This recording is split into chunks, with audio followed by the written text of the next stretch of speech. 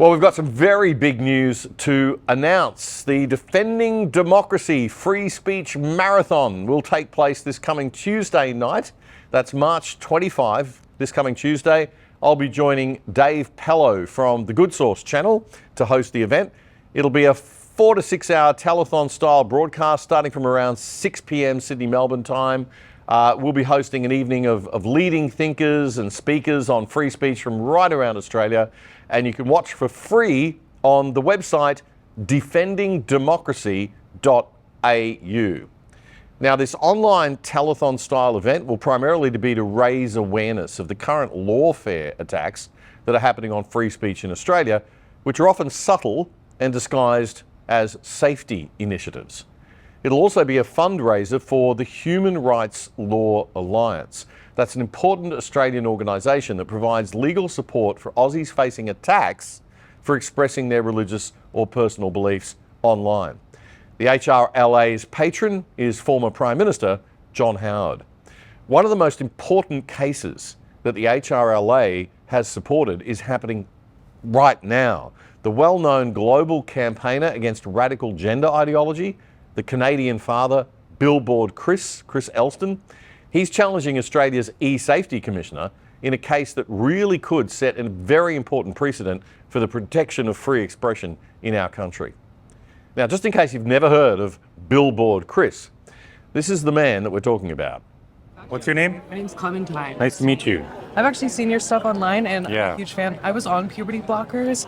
I started when I was 12 and I was on testosterone from 14 to 17 and I got top surgery at 17.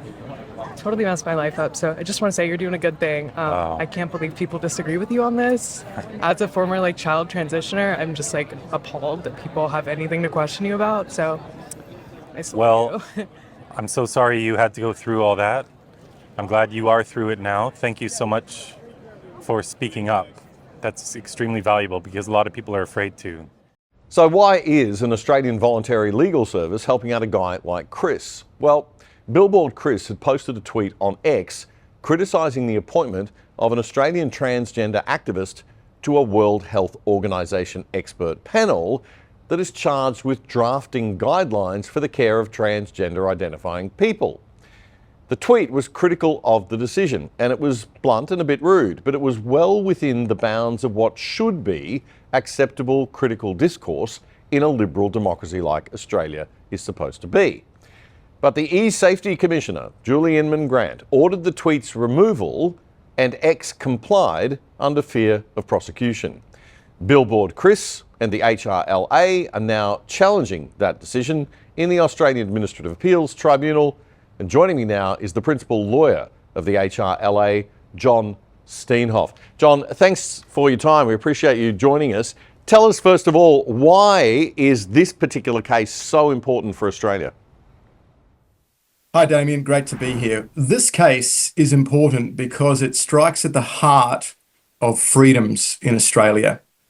Firstly, we are unique in the Western world having a government agency that now can censor speech under our Online Safety Act.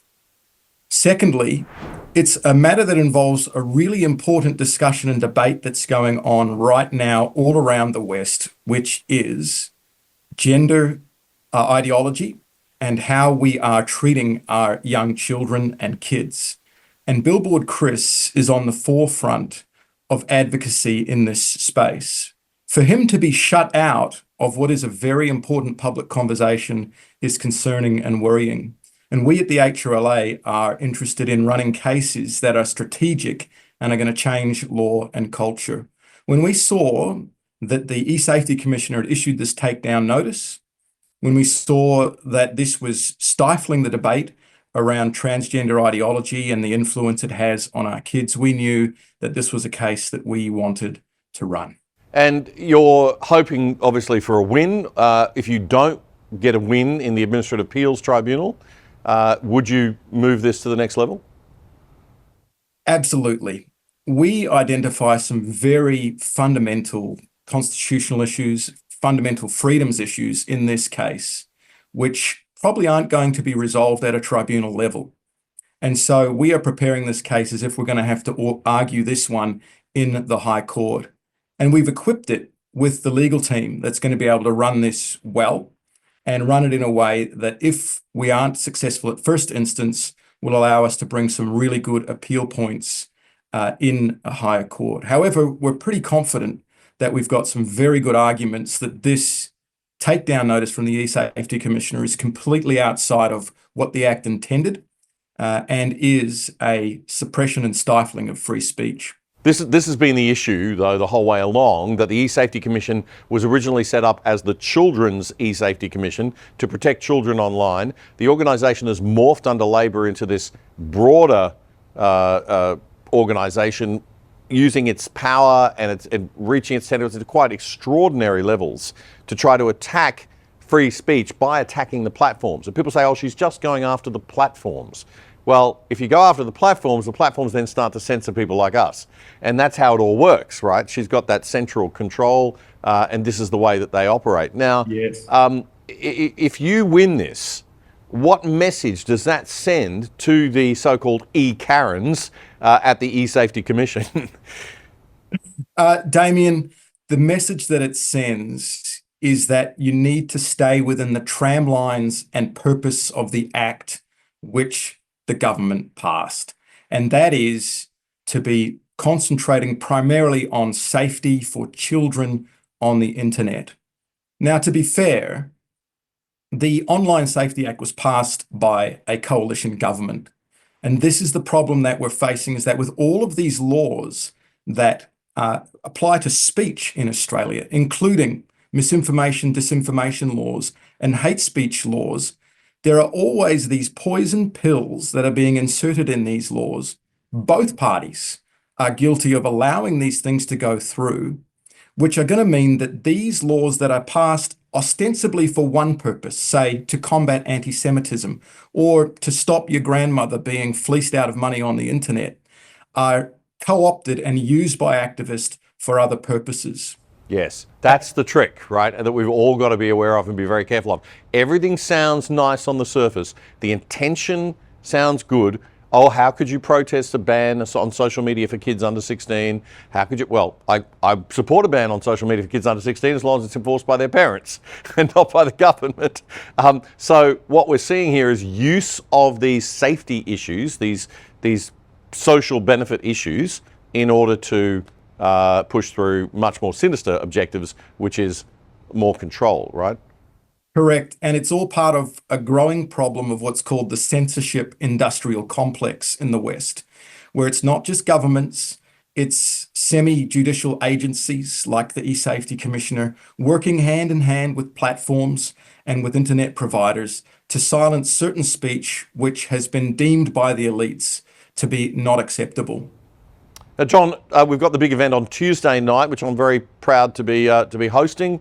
That'll be on the Good Source platform. We're also probably going to put it out on the Other Side platform, but we want people to go to the website DefendingDemocracy.au, DefendingDemocracy.au, and watch on there, because that is the platform that people will be able to donate and support your cause, and that's why we're doing this little telethon, is to raise money for the Human Rights Law Alliance. So just very quickly, the Human Rights Law Alliance, lots of great work you're doing. Just tell us quickly about another case that you're operating on at the moment, one that's really prominent and important for you.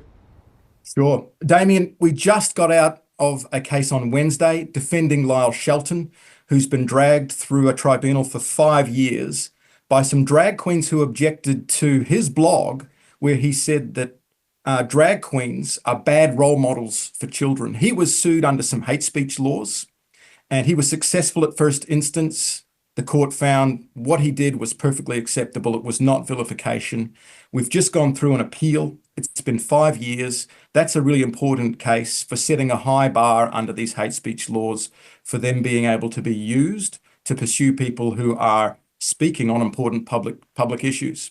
And the Defending Democracy event on Tuesday night is one of the ways people can hear from some great advocates on freedoms, from some of our clients who will tell their stories, and really equip themselves with the knowledge they need to talk to their politicians about changing these laws, about blunting the swords that are pointed at free speech, and trying to restore a freer public square for the discussion of important issues in Australia.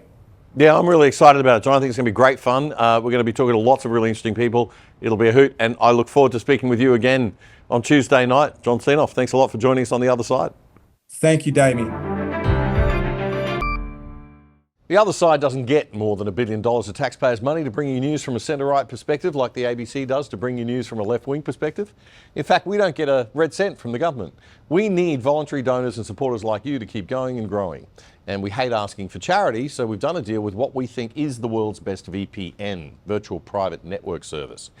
It'll keep you and your family truly safe without slowing down your internet speeds, and you can watch Netflix or other streaming services using your regular accounts with them as if you're viewing from any country in the world. And you can sign up for less than $3 a month and get a whopping 83% off the normal price. Just go to piavpn.com/otherside to sign up and get more info. That's piavpn.com/otherside. That was a segment from a recent episode of our fortnightly news commentary show, The Other Side, with me, Damian Curry. If you liked it, support us. Subscribe to our channel on YouTube right now so you don't miss a thing. It's totally free. Just click that subscribe button and the little bell. And check out our Other Side Unplugged show too, and join our mission to actually do something and change Aussie media for the better at othersidetv.com.au. That's othersidetv.com.au. Check it out now.